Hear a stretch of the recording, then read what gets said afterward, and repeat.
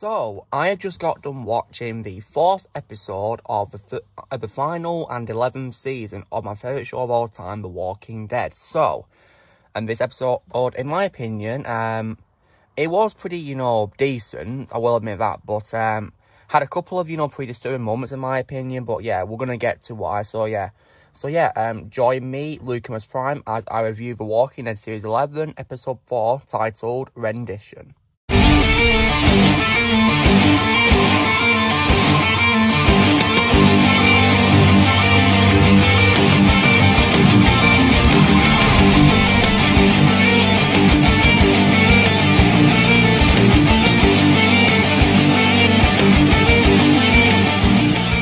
Okay, so this episode then, this episode compared to episode 3 focuses primarily on Daryl, something I'm glad it did, because in the previous episode, episode 3, he was only in the starter and we didn't see him again, sadly.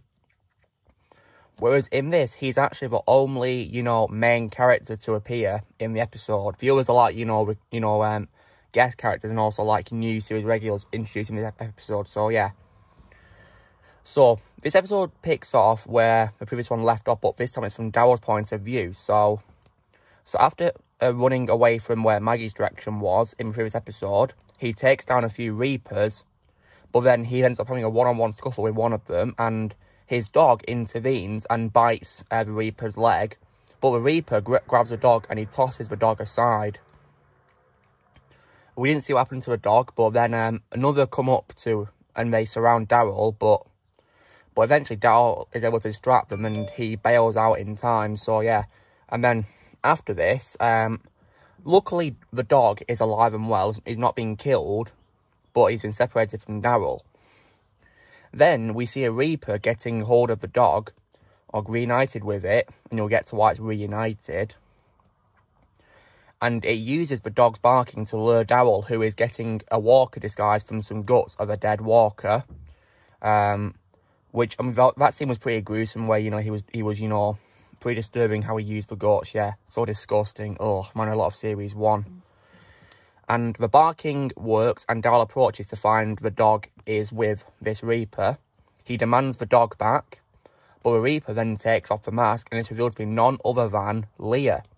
So those you don't know who Leah is, she is Daryl's love interest, who appeared in a guest role in 10C, in episode 2 of 10C. And she's played by Lynn Collins, who you may know from X-Men Origins Wolverine as Kayla Silverfox. So it turns out Leah is now a member of the Reapers.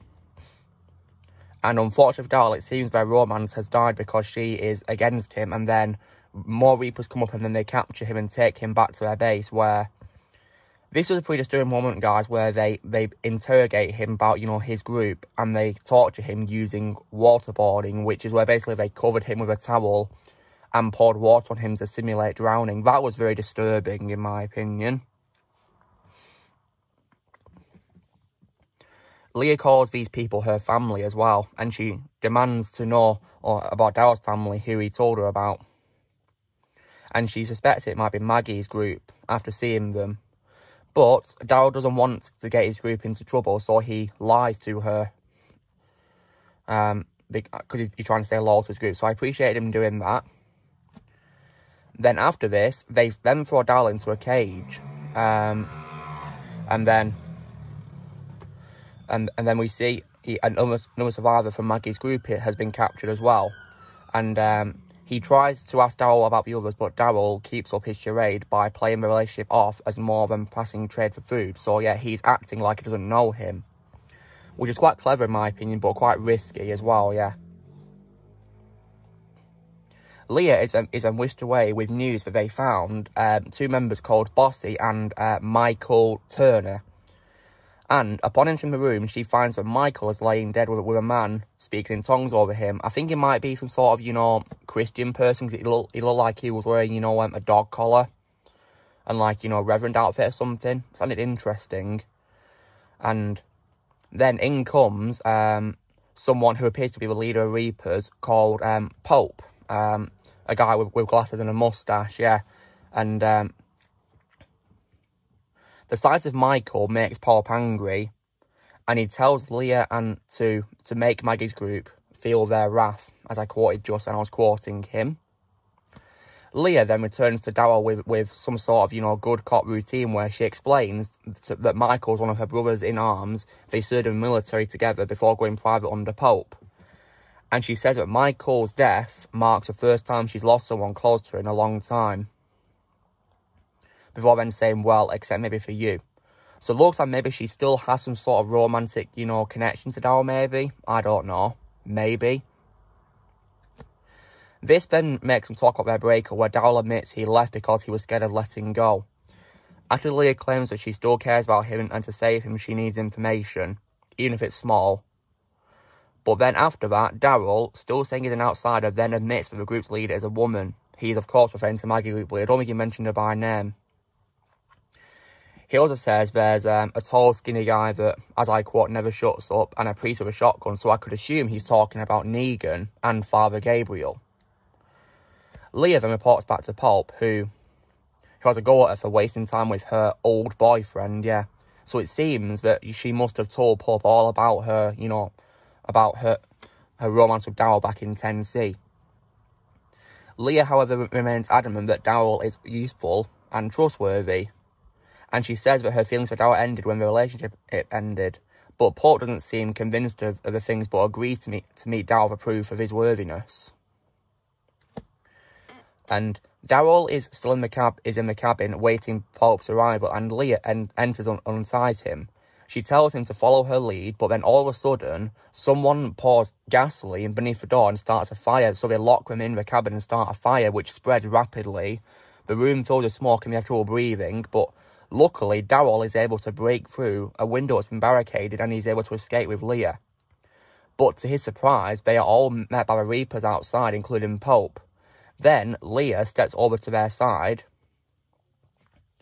and then Pope says a speech to Daryl saying, forged by fire, ordained by God, welcome him. So it seems based on this quote and also by Pope talking about God and having, you know, some sort of priest, you know, saying goodbye to Michael when he died, but this group has like a religious connection, which is very interesting. So it appears as though Daryl has been accepted into a cult, which he never has to be in. He then has a conversation with Pope where Pope explains that the group served together in Afghanistan with experienced tragedies, but according to Pope, the real war and chaos happened after the fall, where they acted as mercenaries, and seeing so much death, they stopped believing in God until the bombing. As the military started dropping bombs, the group hid in a church as everything burned around them.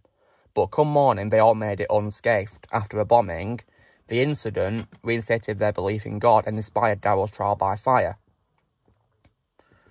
And forced by surviving the fire as they did, Pope informs him that God chose him, but Daryl has other ideas because he reveals that he's an atheist, doesn't believe in God. So yeah, so I don't think Daryl would agree. And Pope then invites Daryl to join them for dinner, asking if he's hungry. Then we get a campfire scene where we see the dog has settled and is, you know, lying there happily. And then Pope commends Bossy for carrying Michael's body home. But then he starts to interrogate him, asking, why did he have cuts on his back? But Leah tells Pope to back up because Bossy's had a tough day. But Pope believes Michael got the cuts by abandoning his brother to fight alone. And it's another reason he deemed Daryl worthy of joining their ranks. Not only did Daryl rise from the flames, but he made sure Leah got out safely first, something which Bossy didn't do because Michael ended up dying. Pope emphasises the importance of looking out for each other. Anyone who abandons a brother will be judged accordingly. Now, this was a part that definitely really, really disturbed me, guys, where he then grabs Bossy and he pushes him into a campfire. Like, this was just a big disturbing moment where we see Bossy burning to death and, you know, and Pope held him down as he burnt. That was just absolutely gruesome and horrible to see, really.